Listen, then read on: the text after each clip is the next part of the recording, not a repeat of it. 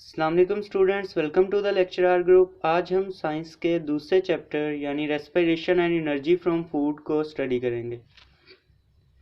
Basically ये chapter जो है ये रेस्पिरेशन के बारे में है, जो कि एक ऐसा प्रोसेस है जिसके थ्रू हम फूड की ब्रेकडाउन करके उससे एनर्जी निकालते हैं। ठीक है, फूड तो बन जाती है, ग्रीन प्लांट जो है फोटोसिंथेसिस के थ्रू पैदा कर देते हैं फूड, लेकिन उस वो वाला फूड डायरेक्टली यूज़ नहीं हो सकता। उसकी ब्रेकडाउन तो डाइजेशन में हो जाती है, लेकिन उसमें से एनर्जी निकालनी पड़ती है, जो कि सेल के अंदर ऑर्गेनेल्स होते हैं, माइटोकॉन्ड्रिया, वो इस प्रोसेस को करते हैं।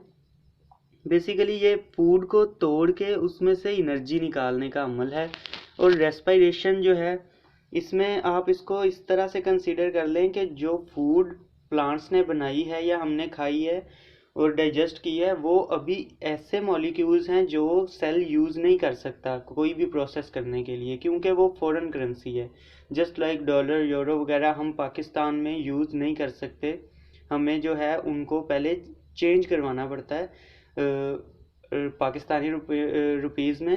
तो रेस्पिरेशन बेसिकली यही है कि फूड को की ब्रेक डाउन करके फूड को ऐसी एनर्जी में कन्वर्ट करना जो सेल डायरेक्टली यूज़ कर सकता है। ये बेसिकली दो तरीके से होती है, एक है एरोबिक रेस्पिरेशन और एक है एनएरोबिक रेस्पिरेशन। तो हम इनको अब डिटेल में जो है वो इनको स्टडी करते हैं। तो रेस्पिरेशन की डेफिनेशन क्या है? ये एक ऐसा प्रोसेस है, the process of energy production by breakdown of food molecules. Food molecules की जो है उस पे ये प्रोसेस होता है और उनकी ब्रेकडाउन करके उसमें से एनर्जी को रिलीज किया जाता है, जिसके थ्रू सेल डिफरेंट अपने फंक्शंस करता है। ठीक है, बेसिकली रेस्पिरेशन जो है उसकी मैं अभी इक्वेशन आपको दिखाता हूँ। उससे जो है आपको अंदाज़ा होगा क्या होता है कि फूड और ऑक्सीजन, जब हम सांस लेते हैं, रेस्पायर करते हैं, तो ऑक्सीजन अंदर जाती है, वो फूड के साथ मिलती है और फूड की ब्रेक डाउन होती है, जिसके नतीजे में एक तो एनर्जी प्रोड्यूस होती है, दूसरी ऑक्सीजन जो फूड के अंदर कार्बन होती है उससे मिलकर कार्बन डाइऑक्साइड बना देती है, और तीसरा जो फूड के अंदर हाइड्रोजन होती है उसके साथ ऑक्सीजन मिलकर वाटर बना देता है। ये वाला रिएक्शन जो है बिल्कुल कंबशन की तरह है, जैसे बर्निंग। आपने डेली लाइफ में देखा होगा, हम जब भी आग जलाते हैं तो हीट प्रोड्यूस होती है, एनर्जी। हीट क्या है? एक एनर्जी ही है। वैसे ही क्या क्या चीज़ें होती हैं, ऑक्सीजन चाहिए जलाने के लिए किसी भी चीज़ को, और फ्यूल चाहिए। तो फ्यूल और ऑक्सीजन मिलके कार्बन डाइऑक्साइड प्रोड्यूस कर देते हैं और एनर्जी। इसी तरह जो है आपकी सुई गैस जो है किचन में, वो भी इसी रिएक्शन कंबशन से चलती है। तो ये दोनों रिएक्शन एक दूसरे से मिलते जुलते हैं, दोनों में काफ़ी मुमासलत है। लेकिन ये रेस्पिरेशन हमारे सेल्स के अंदर हो रही है, और जो हम कंबशन देखते हैं वो डेली लाइफ में जब भी आग लगाते हैं तो एनर्जी प्रोड्यूस होती है। तो ऑक्सीजन बेसिकली तोड़ती है, फूड को तोड़ के एनर्जी प्रोड्यूस करती है, और कार्बन डाइऑक्साइड। तो इसकी जो डेफिनेशन आपने देख ली है, अब इक्वेशन भी आपको पता चल गई कि ऑक्सीजन जो है वो फूड के अंदर कार्बन से मिलके कार्बन डाइऑक्साइड और हाइड्रोजन से मिलके वाटर बना देती है, और साथ एनर्जी रिलीज हो जाती है। अब हम जो है टाइप्स की तरफ चलते हैं कि रेस्पिरेशन जो कि एनर्जी निकालने का अमल है, उसकी आगे कितनी टाइप्स हैं। बेसिकली ये दो टाइप्स हैं, या दो कैटेगरीज में इसे जो है दो कैटेगरीज में डिवाइड किया जाता है। एक है एरोबिक रेस्पिरेशन और एक है एन एरोबिक रेस्पिरेशन। जो एरोबिक रेस्पिरेशन होती है, जैसे कि आपको वर्ड एरोबिक से ही पता चल रहा है कि इसमें एयर का लफ्ज़ या एयर इन्वॉल्व लग रही है, एरोबिक रेस्पिरेशन। तो ऐसी रेस्पिरेशन जो प्रेजेंस ऑफ एयर में होगी, या ऐसा प्रोसेस जो एनर्जी रिलीज करता है फूड में से प्रेजेंस ऑफ एयर में, उसको हम कह देते हैं ये एरोबिक रेस्पिरेशन है।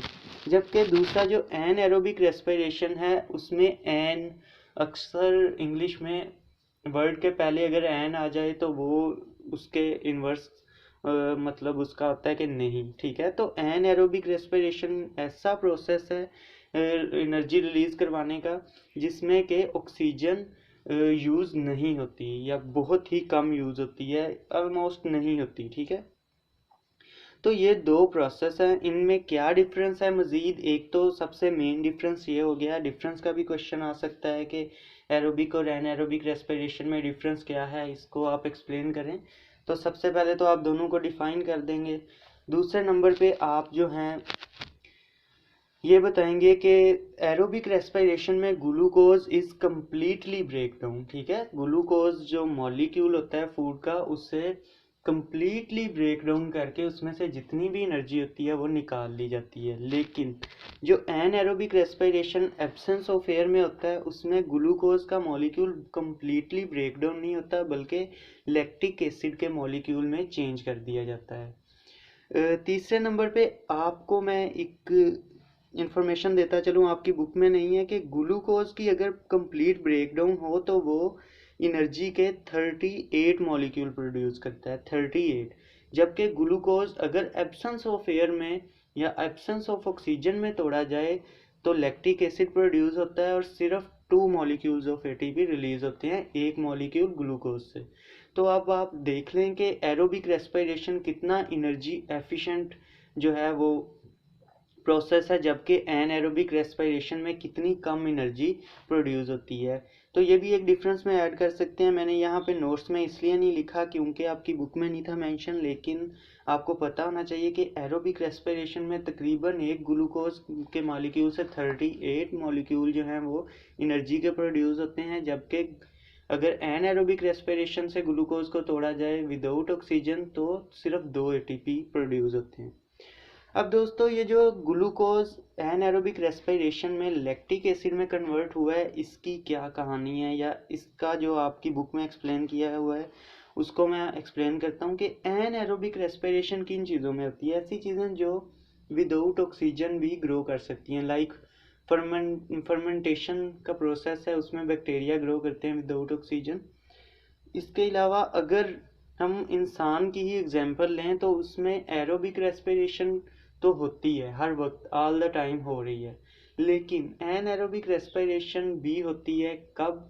मैं अभी आपको बताता हूँ कि जब आप कभी काफ़ी देर बाद ग्राउंड में जाएं खेलने या कोई भी इंटेंस वर्कआउट करें, ठीक है, किसी दिन बहुत ज़्यादा काम करें, तो आपने देखा होगा या फील किया होगा कि आपके मसल्स क्रैम्प्स हो जाते हैं, ठीक है, जिसको हम आम लैंग्वेज में खलियाँ पड़ गई ये भी बोलते हैं। तो वो होने की एक वजह यह है कि एनएरोबिक रेस्पिरेशन होती है आप में और लैक्टिक एसिड प्रोड्यूस होता है, जिसकी वजह से ये होता है। कैसे? जब आप सांस लेते हैं, आपको बहुत ज़्यादा लेट्स से आप खेलने गए हैं काफ़ी दिनों बाद, तो आपने जो है वो दौड़ लगाई और आपको सांस चढ़ गया। अब आपके मसल जो हैं टांगों के वो बहुत ज़्यादा यूज़ हो रहे हैं, उन्हें बहुत ज़्यादा एनर्जी चाहिए, बार बार वो यूज़ हो रहे हैं, तो उनको जो एनर्जी जो है वो फूड में से निकलनी है ऑक्सीजन की मौजूदगी में, तो आपकी हार्ट बीटिंग जो है वो बहुत फास्ट हो जाती है। आपको पता ही है जब भी हम भागते हैं, ताकि ऑक्सीजन जल्दी जल्दी से ऑक्सीजनेटेड ब्लड जो है वो फूड तक या सेल्स तक पहुंचे और वो उससे जो है एनर्जी निकाल सकें फूड तोड़ के। लेकिन अब जितना भी एक लिमिट होती है ना दिल की भी फास्ट धड़कने की, जब उससे ज़्यादा एनर्जी चाहिए, जितनी प्रोड्यूस कर पा रहा है, जितनी हम ऑक्सीजन हर सेल्स को पहुंचा रहे हैं, उतनी मैक्सिमम ऑक्सीजन हम नहीं पहुंचा पाते उस वक़्त जितनी के वहाँ ज़रूरत होती है। तो तब क्या होता है कि लैक्टिक एसिड बनना शुरू हो जाता है। अब आपने देखा होगा कि हनी बीज के जो स्टिंग्स होते हैं या बीड जब काटती है तो वो एसिड आपके या बेस आपकी जो बॉडी है उसमें इंजेक्ट कर देती है, जिसकी वजह से स्वेलिंग भी हो जाती है और बहुत ज़्यादा पेन भी होती है, ठीक है। तो वैसे ही लैक्टिक एसिड है, वो भी जब आपके मसल्स में, तब आपका सेल क्या करता है, जब उसे मैक्सिमम अमाउंट नहीं मिल रही ऑक्सीजन की, क्योंकि आप बहुत फास्ट भाग रहे हैं और आपको एनर्जी बहुत ज़्यादा चाहिए और इतना ऑक्सीजन, दिल इतना फास्ट नहीं चल रहा कि वो उतनी ऑक्सीजन पहुंचा सके, तो एनएरोबिक रेस्पिरेशन स्टार्ट हो गई है। अब वहाँ लैक्टिक एसिड प्रोड्यूस होना शुरू हो गया। लैक्टिक एसिड क्या करेगा कि वहाँ पे आपके मसल में क्रैम्प शुरू कर देगा, आपको पेन भी होने लग जाएगी, ठीक है। तो ये जो है ये लैक्टिक एसिड आपकी बॉडी में जब एक्यूमुलेट होता है तो फिर आपको क्रैम्प्स होते हैं इसकी वजह से। लैक्टिक एसिड की वजह से। लेकिन अब फिर आहिस्ता आप लोग देखते हैं कि कुछ दिनों में वो जो खलियां हैं आपकी वो ठीक हो जाती हैं या हील हो जाती हैं। तो उसकी क्या रीज़न है? वो बेसिकली इसलिए कि जो लैक्टिक एसिड प्रोड्यूस हुआ होता है वो आपकी बॉडी लीवर के थ्रू उसको ब्रेक डाउन कर देती है कार्बन डाइऑक्साइड में और वाटर में। तो इस तरह आपको जो है वो रिलीव कुछ दिनों में मिल जाता है, लैक्टिक एसिड से भी छुटकारा आपको मिल जाता है। तो ये रेस्पिरेशन थी। आई होप सो आपको समझ आई होगी। अगर आपको समझ आई है तो प्लीज़ वीडियो को लाइक कर दीजिएगा और कमेंट भी कीजिएगा और चैनल भी सब्सक्राइब कर दीजिएगा।